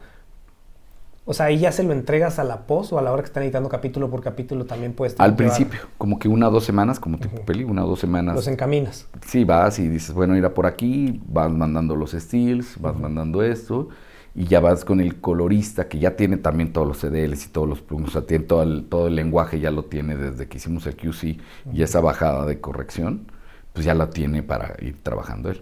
Ya luego, si te descuidas tantito, pues él cambió tantito y yo a lo mejor un día lo que dijo, lo voy a ver más contrastado y lo bajo y ya lo ves y no, bueno, era así la piel, bueno. Pero lo más cercano a lo que yo lo tengo sí queda. Y en ese flujo, pues es lo que he aprendido a través, estoy diciendo del año pasado, de los últimos, de lo que he aprendido de hacer los multiformatos y de mezclar el flujo de color de una ficción o de una narrativa, para un concierto, para un programa de tele, como para mí es igual. O sea, no importa que sea televisión, que sea ficción, que sea documental, que sea narrativa. Si se puede hacer ese flujo, lo hago. Ahora, si es un documental, voy sobre otro lado. Ahora estábamos haciendo unas pruebas para un documental y probamos muchísimos lentes. Y lo íbamos a hacer primero en Burano, bajamos luego a FX6, ¿no? Entonces nos dimos cuenta que en FX6 es mejor levantar un pasito 1/3, un pasito 2/3, dejar sobreexpuesto, muchas pruebas, probamos Baltar, probamos Petzval, probamos Leica R, probamos Leica Noctilux, probamos muchos lentes, ¿no? Probamos Artisans, probamos DZOs, probamos muchísimos lentes para ver qué textura podíamos tener en un documental, pues, Ángel, así, pero desde antes. Y haciendo pruebas de correcciones y pruebas y nos dimos cuenta, nuestro documental lo tenemos que hacer con un LUT, sobreexponer, 1,5 pasos, 1 paso 2/3, más o menos, y aunque veamos que estamos acá, levantar la curva y... Cuidar esos negros. Cuidar hacia arriba los negros, sobre todo en Sony. Yo creo que cada quien se acomoda como habrá muchos que conocen también mucho las cámaras y que trabajan mucho en Sony y digan, no, pues yo que expongo más acá, pero para mí, después de esta prueba para este documental que iba a hacer con unos aperturas rebotados, o sea, que era más orgánico y más ir grabando. Y llegar a la ocasión y reforzar lo que ya existe en realidad. Exactamente, y acomodarte era un paso un precio arriba. Okay. Con Pezval, con... Que volvemos a lo que dijiste al principio, estás pensando en la narrativa, en este caso, / textura. Textura, sí, yo lo puedo La técnica es un pretexto. La técnica es un pretexto. Yo lo puedo ver, está quemado, y pues, estoy bajando para dejar todo bien expuesto y el día que lo ves ya en un monitor. Y los negros, sí, ¿no? Y me pasó, estaba haciendo las pruebas con el director, con mi amigo, y pues, haciendo las pruebas y yo exponiendo, pero perfecto, porque pues, si algo me encantaba. De libro. Sí, expongo a la zona 5. Sí, expongo a la zona 5 y te pongo a ti en la zona 6.5, ¿no? Y yo me pongo en la 6 y veo tus zapatos. Uno, sí, un tercio yo era así. Así de manual. Sí, yo saco nada más el exposimiento para la relación de luces. Okay. Pero yo siempre digo, el fotógrafo que pone lo que le dice aquí en la cámara, pues está haciendo cualquier cosa. O sea, yo expongo... Sí, igual con el spot al punto que quieres. Sí, te expongo y coloco la exposición y digo, pues el azar está en tanto, tal, ok, tanto, tal, diafragma 4, ¿no? Y pues acá el video está en 5.6, pues sí, pero pues, todo el ambiente, ¿no? Entonces como que siento yo que así aprendí mucho de la escuela de fotografía, de la activa, ¿no? O sea, como que el sistema de zonas. Tengo un maestro, Eric, no me acuerdo su nombre, un francés. Densitometría y sistema de zonas se llamaba la... Sí, densitometría y sistema de zonas. Él estaba en una locura. Eric Gervais se llamaba el maestro. Okay. Un loco. Tenía unos libros, llevaba su cámara de 1800 panorámica, tenía unos libros panorámicos. Es un loco, un maestro que tuve mucha suerte de poder estudiar con él. Y le aprendí mucho. Entonces me gusta mucho eso, ¿no? Y ahora pues con los false color, tus herramientas digitales, el DIT, pues ya va sobre eso, ¿no? Te das una idea, pero pues ahora sí es totalmente ver dónde está respondiendo el material, dónde estás en la y dónde vas a terminar y en qué espacio de color estás trabajando. Lo trasladas ya, te ubicas en eso y después ya, bye, que se encarguen, te olvidas. Y a operar y ver qué hace el actor que tengo enfrente. O qué va a pasar, qué van a cantar, qué pastel van a hacer, ¿no? ¿Qué va a hacer el cuate que está haciendo el documental musical? Si se va a parar, si va a entrar en salida. Y a pensar en eso, en la operación, en lo orgánico. Cada vez ahora estoy como queriendo hacer más eso. Regresando a lo pequeño otra vez. Reinventándome. A ver, te quiero preguntar de tu relación con la cámara, porque a mí se me hace bien difícil el tema de soltar la cámara. O sea, estás aquí fotografiando una u otra cosa, pero, o sea, no... Sería hasta irresponsable si en un concierto de 20 cámaras te pones a operar. Sí. O sea, eso no es posible. No, tuve que dejar mucho. Pero afortunadamente, así como cuando trabajamos ahora en el de Alejandro Sanz, pues trato siempre... ¿Qué te digo? Es algo que ha cambiado mucho ahora. Yo siempre, desde los conciertos y todo lo que platicábamos, todas estas nuevas generaciones de operadores y que hacen conciertos y están así como en los realities y todo eso, los conozco desde hace mucho. Entonces, como que me volvía yo mi operadores, ¿no? O sea, yo quiero estos operadores para esto. Y este operador es bueno para el lente largo. Y ahora, como nos conocimos, ¿no? O sea, yo sé que tú operas súper bien en esa posición y que operas bien un lente largo y que operas, entonces yo digo, bueno, si yo necesito otro o tengo otro proyecto, pues pienso en ti, ¿no? Ya, o sea que ya me encasillaron a los teléfonos. Sí. No, pero por ejemplo, pero bueno, ¿no? O sea, sí, no cualquiera, ¿no? Yo ahora me acabo de aventar uno ahora en Fobia, me aventé un 200, 600 y trabajando todo el lente abierto y lo disfrutaba porque estaba acá y entonces me encantaba. Es una adrenalina particular. Y aparte como era un G-Master el lente, entonces tienes... Sí, duro y sí, tú tienes el zoom acá y acá tienes el foco, entonces estaba acordándome de cómo... ¿Cuál era cerca? ¿Cuál era lejos? Sí, pues el secreto está en los dedos. La primera rola dije, cara, pero ya después pues es una cosa... automática. Sí, el secreto está en los dedos, ¿no? O sea, yo operaba, cuando operabas al hombro, las cámaras acá tienes eso. Ajá, además, como era más de camarógrafo, no tenías los cuernitos y el micrófono, tenías que agarrarte del lente. Sí, ya cuando tienes los cuernos y alguien te sigue el foco, pues te mueves y me encanta, está así. Pero cuando estás de cámara, tienes aquí el foco, acá tienes tu diafragma y aquí tienes tu zoom. Entonces estás compensando y moviendo el foco. Entonces, y si te aceleras, eso te mueve el cuadro. Te mueve el cuadro y luego hacías tus holandesas. Entonces como que eso era muy orgánico. ¿Cómo me fui soltando de eso? Pues encontrando colegas que más o menos yo sentía que era como si yo lo hiciera. O mejor, que la verdad la mayoría de las veces encuentro gente que lo hace mejor. ¿no? Aunque yo soy un operador toda la vida, pues siempre hay gente que lo hace mejor, o que se especializa, o que es eso. Entonces, muchos de los operadores con los que trabajo y los que trabajan en tele, pues los conocí haciendo conciertos y ahora llevan mucho tiempo de operadores. Y me gusta trabajar con operadores porque son mis amigos, me entiendo, hablo el mismo idioma, yo también soy operador, también soy camarógrafo, entonces entiendo y muchas veces me ha pasado que hay camarógrafos con los que no me entiendo porque es de, no, es que no sé qué le iba a ver, no me vas a contar. O sea, no me vas a decir que no se puede, no me vas a decir que esto, o sea, no me vas a decir, no lo estás haciendo bien, y ya. Y hay otros que digo, este es una bestia para el foco, es una bestia para el lente largo, es una bestia para operar al hombro. Ahora trabajé, yo creo que los conoces porque son contemporáneos tuyos, trabajé con 3 Ronins, hicimos unas cosas para Fobia. Y entonces fueron 3 Ronin, no, era un Easy Rig, 3 Ronin y yo me aventé el lente largo. Y la operadora que te digo, también es eso, que a mí me encanta trabajar con crews balanceados, equilibrados, hombres y mujeres, de siempre. En Shark Tank empecé haciéndolo, en conciertos también.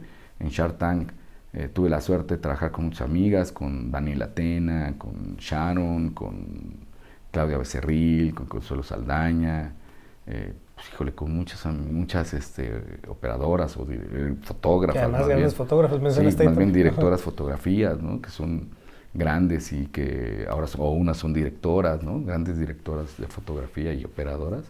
Y tuve la suerte de que trabajaron en mi crew muchas veces y hacer muchas cosas con ellas, ¿no? Y ahora vi a una operadora que tenía el Ronin y, hombre, qué bien lo hacía. O sea, yo no podría. O sea, no sé si me saldré igual, ¿no? Y opero y me gusta, ¿no?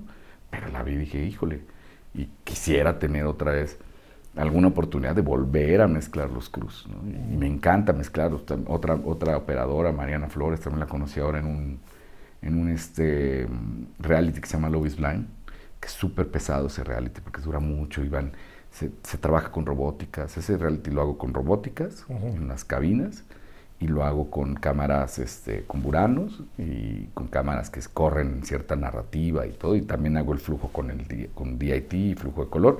No va en ACES, pero trabajamos un flujo de color bastante robusto. Sí, robusto y muy cerrado y yo no la conocía, ¿no? Y me dijo, no, Mariana Flor, dije, a ver, que mande el reel y todo, y a veces sí soy de que mándeme el reel porque no conozco, y dije, ok, y la vi y dije, híjole, o sea, súper buena operadora, ¿no? Súper buen operador. Y hay colegas, hombres también, que dijo, este cuate cómo opera súper bien, me encanta eso, ¿no? Pero esa mezcla creo que lo hace más rico y eso no pasaba antes. Eso no, sí, o sea, no pasaba. Luego son diferentes narrativas, ¿no? Edades diferentes. Sí, no, yo tuve la suerte también, amiga mía es Celiana Cárdenas y la admiro y es una directora de fotografía de las top, ¿no? Del mundo, yo digo, es una gran directora de fotografía. Y tuve la suerte que fue mi vecina, ¿no? Mucho tiempo. Y no nos conocíamos hasta un día que, oye, ¿tú eres Ricardo Villarreal? Sí, es que me dijo Eduardo Berti que aquí vivía un amigo de él que se llama Ricardo Villarreal, que es fotógrafo. Hola, yo soy Celiana Cárdenas. Y yo cuando dije Celiana Cárdenas, dije, pues yo tengo 3 años viviendo aquí, yo no sabía que te saludaba, hola, ¿no? ¿Quién sabe qué haga la vecina? Y dije, qué humildad de esta grande, ¿no? Siempre me decía, oye, Ricardo, cuando voy, a ver, un día me dices, me invitas a trabajar. Y yo decía, pues qué humildad de esta mujer, es una grande, ¿no? ¿Y yo quién soy? ¿No? O sea, ¿yo quién soy como para que...? Entonces, es ese tipo de profesionales, mujeres y hombres también, ¿no? Obviamente, pues dices, ¿cómo ha logrado llegar a ese punto, ¿no? En ese tiempo, ¿no? Porque es de las grandes. Otra generación. Otra generación. Ahora es un poco más cambiado, aunque el medio es ¿Sigue siendo difícil? Es menos difícil. Aunque el medio es muy misógino, ¿no? Y es muy elitista, es muy hay mucha discriminación, ¿no? ¿De dónde vienes? ¿Qué has hecho? ¿Por qué lo haces? ¿Tú quién eres? Yo siempre trato de como equilibrarlo, ¿no? Y no me interesa, o sea, como que eso lo dejo de afuera y lo que me interesa es lo que está pasando en el set y lo que está pasando, sí. Y no conozco a tantos, ¿no?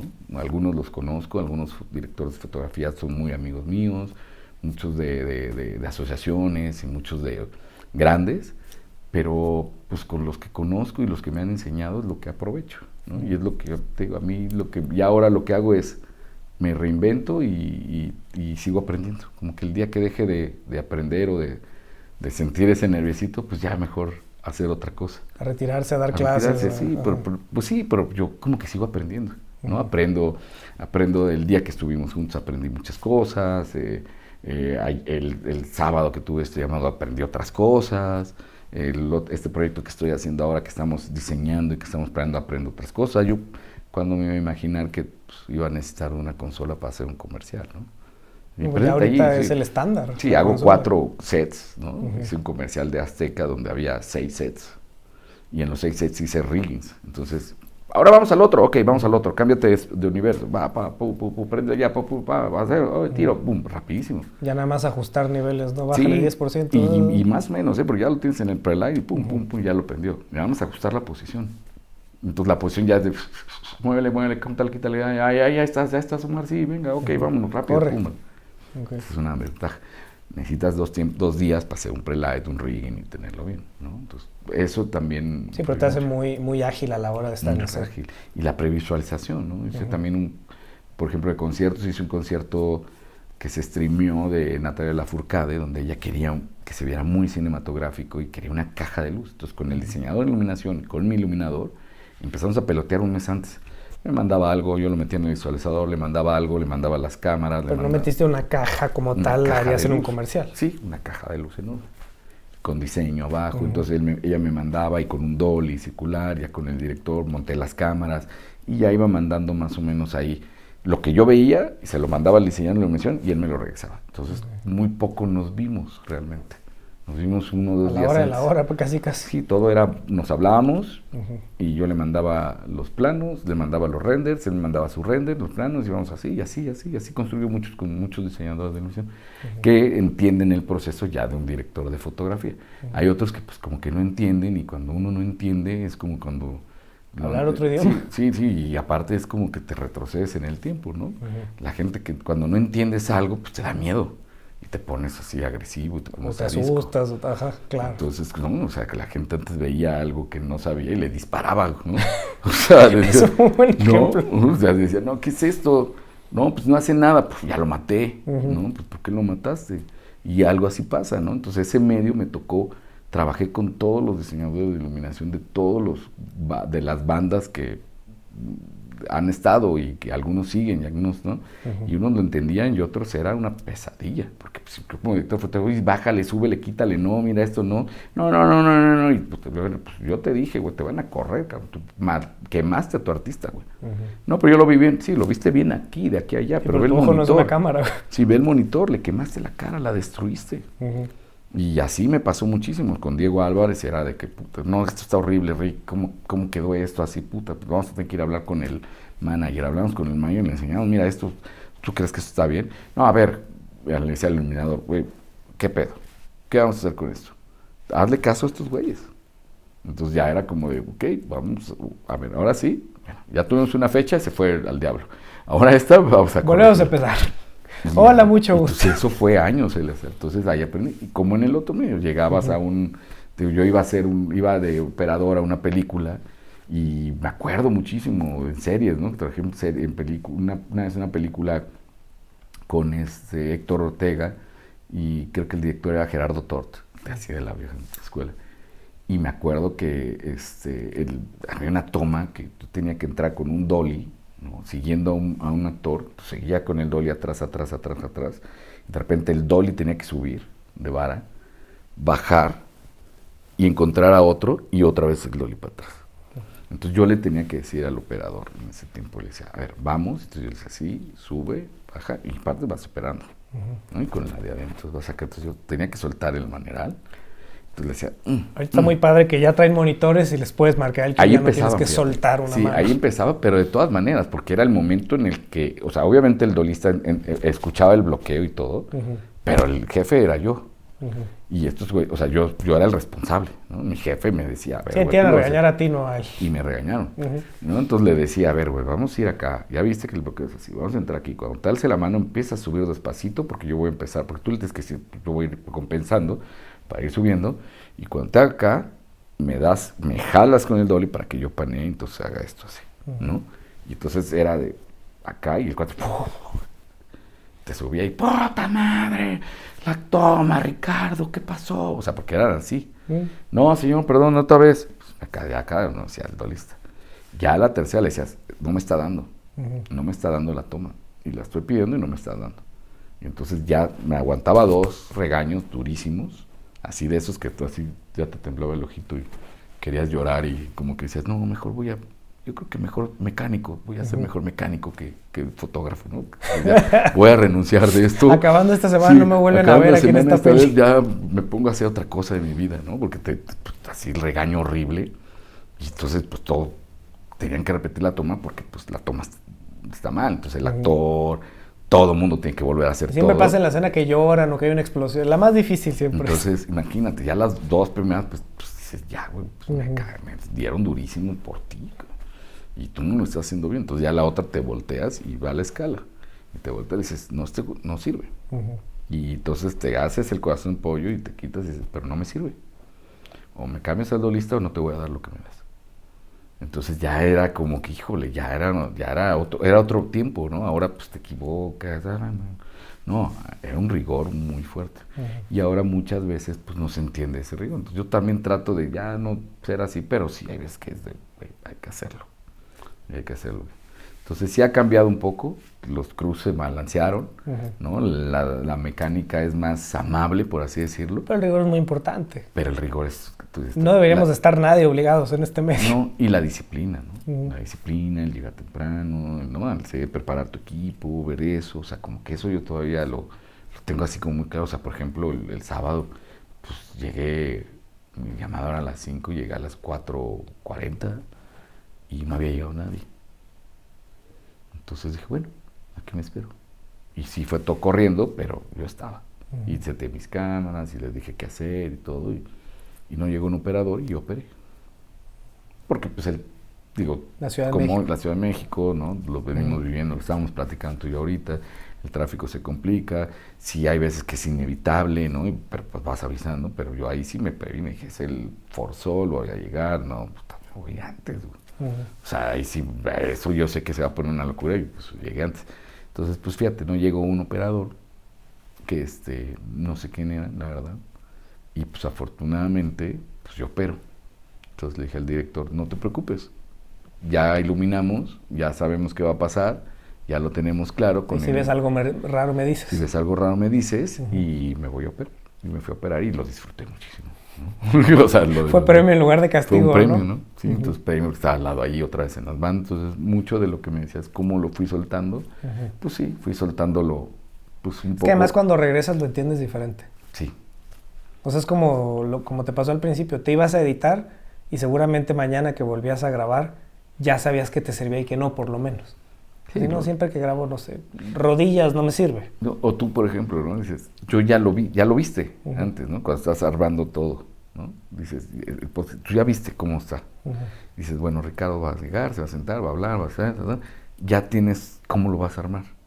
Entonces lo armas, lo desarmas y luego lo vuelves a armar, ¿no? Como que lo desarmas aquí y dices, bueno, pues si no, esto aquí, así, no sé qué, pero lo vuelvo a armar. Pero ya lo armaste primero, entonces, tú ya me visualizaste aquí, ya sabes, a lo mejor. Desde que te vi llegar con el sombrero me quedé, ok. La sombra. Qué bueno que sí está más para allá la tela blanca de arriba, qué bueno que no clausures esa luz del medio. Sí, ¿no? Tal vez, ¿no? Dices, pero, ya, o sea, ya vas visualizando todo. Y eso yo creo que es muy importante como en el oficio, ¿no? En la operación, en la concepción, en la dirección, en la narrativa, como visualizar todo. Y en la vida, ¿no? O sea, no anticiparte, no vivir en la ansiedad, ¿no? Resolver el momento. Sí, improvisar en el aire está difícil. Si improvisas en una habitación dada, ya es posible. Ya es posible, sí, exacto. Como que yo creo que mucho va por ahí. Así lo fui también dejando, como visualizando y diciendo, ok, yo sé qué va a pasar, esto va a ser, eso va a pasar, que lo puedo dejar y me puedo enfocar en esto. O me puedo enfocar en otro. O me puedo enfocar en esto, pero no puedo dejar esto. Entonces ya confiando, ¿no? Dejando, manteniendo un poco el rigor, manteniendo un poco la disciplina, ¿no? Manteniendo un poco como que la narrativa de lo que va a pasar, ¿no? Previendo un poco, pues así ya te vas dejando otras cosas, no las sueltas, pero las dejas. Y ahora que opero, o que de repente estoy yo solo, pues lo disfruto un chorro. Ahora sí, sí hay tengo- más elementos. hay más Eres tú elementos. contra el actor. Bueno, no contra, con el actor. Con el actor o con el, digo, también La banda, la banda, la botella, la lo que sea. lo que sea. Entonces ya entras en una cosa más de introspección contigo. Sí, de conectarte ¿no? con de eso. conectarte. Ujú. Yo creo que va por ahí. Ok, me encanta. Suscribo. Oye, Ricardo, y ya acercándonos al final, te quiero preguntar, ¿cómo te vas de Uniendo Puntos? No, pues muy contento de la charla. La verdad te agradezco mucho. La verdad me dio mucho gusto conocernos de esta forma, ¿no? Habíamos coincidido trabajando, ¿no? Que eso también es una... Gran punto de encuentro. Sí, es un gran punto de encuentro, ¿no? Como compartiendo, ¿no? El set, compartiendo el oficio, ¿no? Nos conocimos ahí en la operación, ¿no? En un proyecto complicado, del mismo día. De buen nivel. De buen nivel, con Ujú. muy buen nivel. Y me voy con con un aprendizaje también de platicar contigo, ¿no? De entendernos, ¿no? Entre colegas. Y pues te agradezco mucho la invitación, que hayas pensado, que me hayas tomado en cuenta como para venir a platicar y estar un ratito aquí contigo. Desde que me explicaste lo de los plots, me quedé, lo tengo que entrevistar. No, qué bueno. Estaba decidido desde ese pollo con puré que cenamos allá Sí, que ¿verdad? hacer ese concierto. Sí, cierto. No, me encantó. Pero bueno, ya yéndonos al final, yo quiero hacer los agradecimientos. Quiero agradecerte de entrada a ti por estar aquí. Te hice manejar bastante para estar acá en No, un al día de contrario. arreglos de la México Querétaro, Sí. granizó y nos pasó de todo, el scouting, todo, ¿no? Entonces te agradezco mucho la presencia, te agradezco todo lo que compartiste. Eres un gran entrevistado, o sea, ya casi que venías pre-entrevistado, tenías muy claro, tienes mucha capacidad de expresarte, eso gracias. facilitó muchísimo la entrevista. No sé si lo van a regañar a mí que me extendí preguntándote más cosas, pero agradezco mucho, es una entrevista que me gustó muchísimo, me gustó Ay, qué bueno. todo lo que compartiste aquí. Yo la pude haber hecho de 8 horas, eso no es qué bueno para el formato, pero yo la pude No, haber hecho de bastante más. Pero me sentí muy en confianza, me diste mucha confianza y la verdad es que siempre me gusta compartir y creo que eso es lo que deberíamos hacer siempre más, ¿no? Compartir y siempre se regresa. Lo que uno da se regresa, luz es luz, para mí siempre es un camino Y más cíclico. para los fotógrafos. Y más para los fotógrafos, siempre compartir. Buenísimo. Pues te agradezco a nombre del proyecto, te agradezco a nombre de Uniendo Puntos, agradezco a los estudios Tlalnepantla, a Andrea Orozco, a Karen Vázquez por la oportunidad que nos dieron de hacer este capítulo, de estar en este espacio. Y te agradezco desde el fondo de mi corazón por todo lo que compartiste y a nombre de todos para quienes esto fue de utilidad. Muchas gracias. Y aquí va esa parte de YouTuber donde nos despedimos al abierto. Yo estuve entrevistando y platicando el día de hoy con el gran maestro Ricardo Villarreal. Yo fui Eleazar Viló y nos vemos la próxima semana aquí en Uniendo Puntos. Chao, chao.